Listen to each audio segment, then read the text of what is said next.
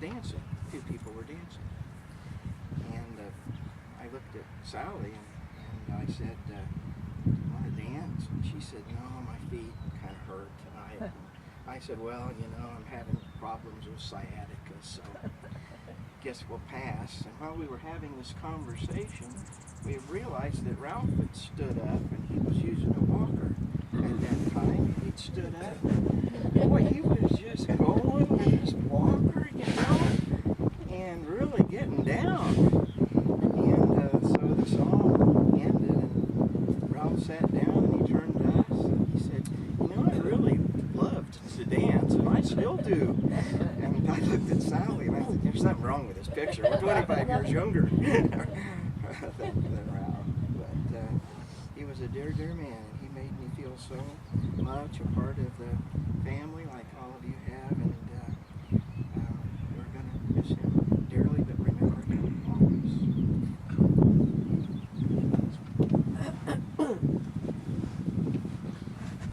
Would anyone else care to say? Don?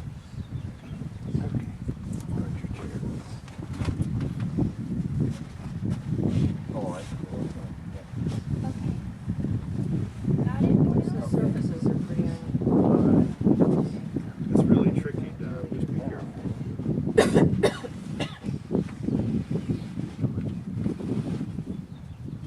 I live in Royal Oaks with Ralph, and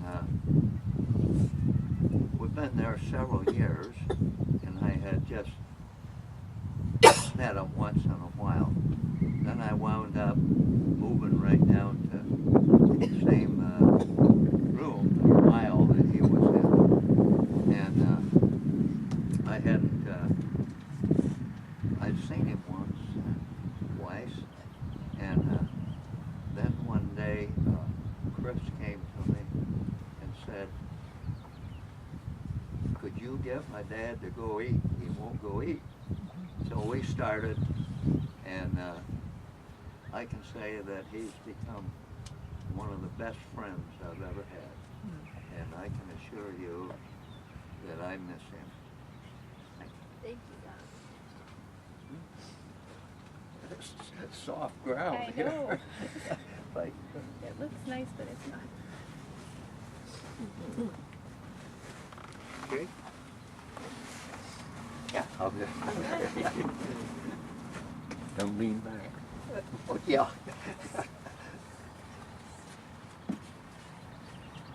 wasn't texting. I was taking notes here when you first started talking.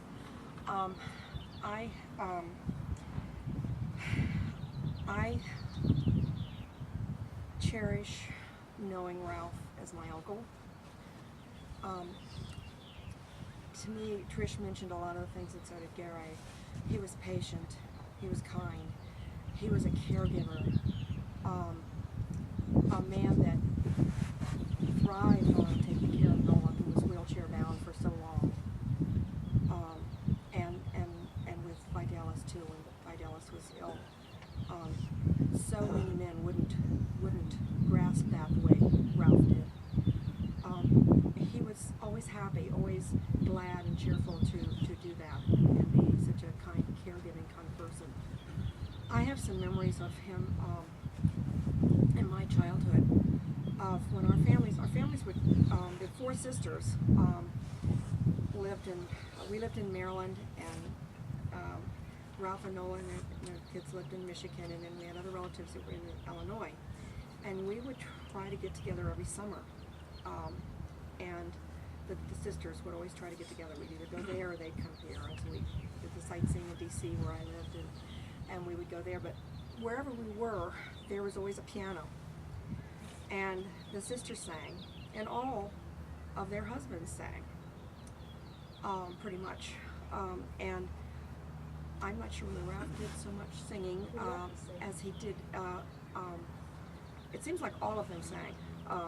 And we all, and the ladies harmonized really nicely. And I believe the men did too, as I recall. It's really, at the time I wasn't into music that much myself, but they sang all those old songs that Trisha's talking about. And I have fond memories of all of the family, the adults in our family, gathering around the piano and singing these old songs, Moonlight Bay and so many of the other ones that were just so classically in their time period.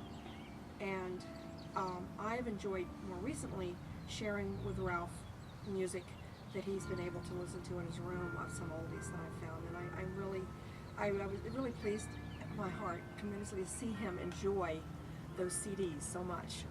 He just really enjoyed that. He loved sports. He loved the golf. He loved the tennis, and he was able, and the billiards later. He was able to pull that off and still be there, coming back by the house in between holes of golf to see how Nola was doing. And I just thought that was just really a neat thing. Frugal, as we know. He could really pinch a penny when it came to it. I can remember my mother talking about how she and Nola used to go out on occasion and spend a little moolah on little things. But she would always have this special little stash, and my mother would go get this little stash so they could go do their thing.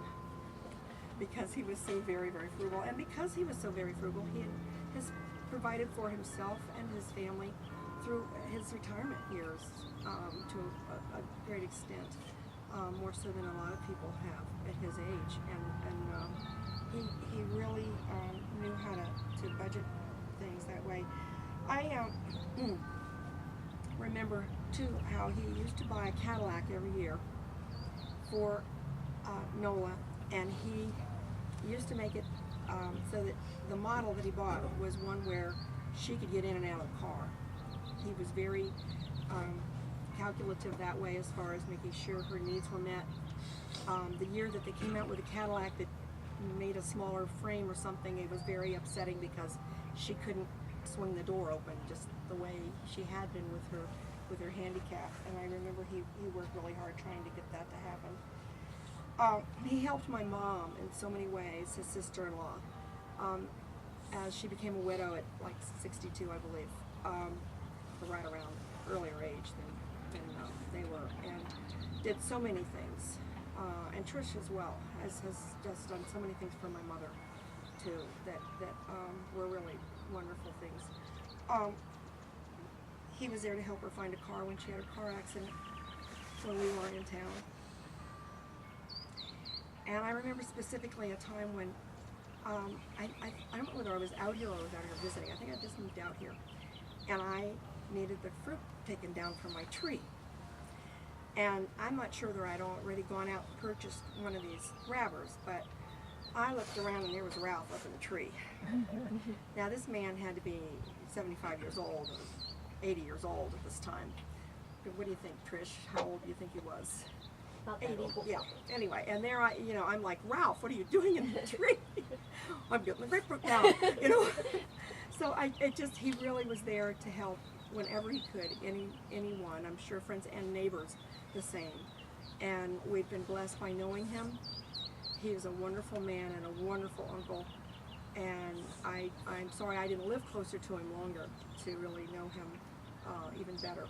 Just because I just moved out here in the last 15 years to be a little closer, but I feel that you are blessed, all of you, for knowing such a wonderful man, having a wonderful puppy. Thank you.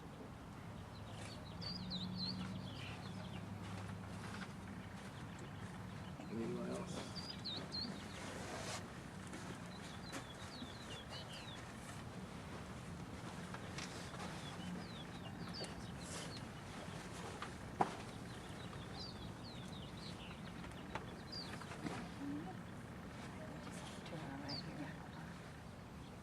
Just stand right through this guy.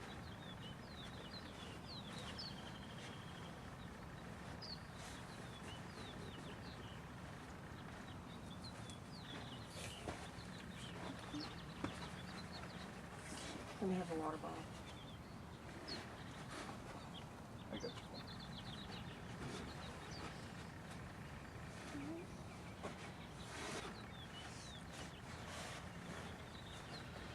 Just pivot around in a circle here. You don't have to walk over there. This is Just good turn right to here, the, Vaughn. just This turn is to the fine. people. There you go.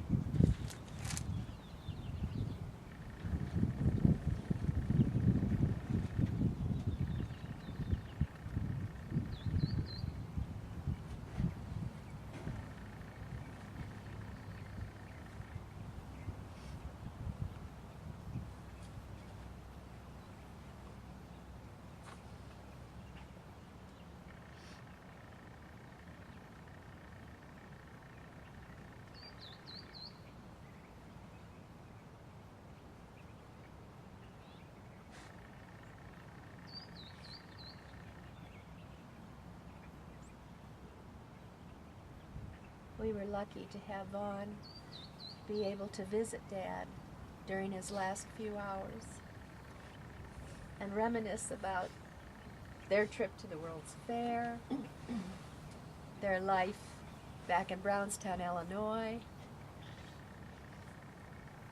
paper routes, milking cows, Upsetting outhouses. upsetting outhouses, right? And Dad and Vaughn had a very, very special relationship, very close. And Dad always said he got his bowed legs from carrying Vaughn on his back. Oh.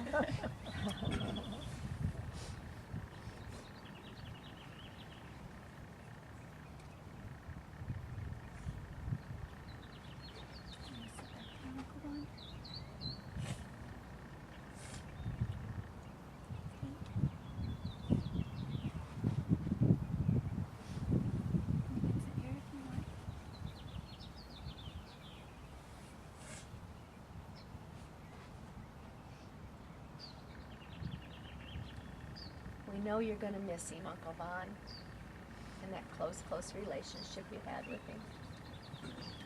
As we all are.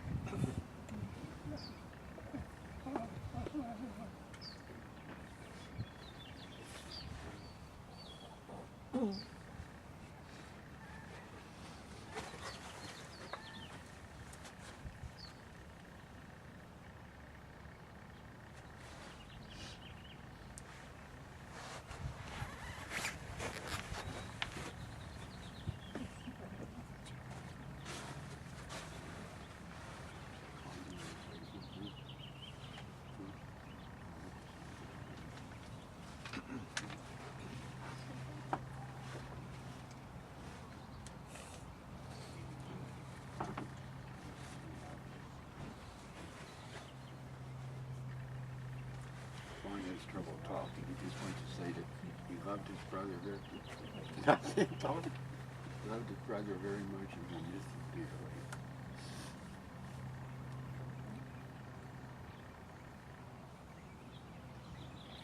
We know this is hard on you, Vaughn. This is hard.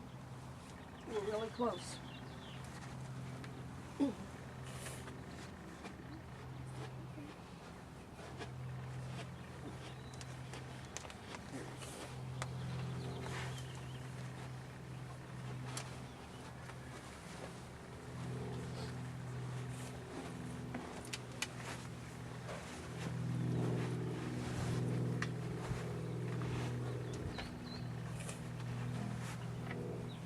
I want to thank everyone for being here this morning, and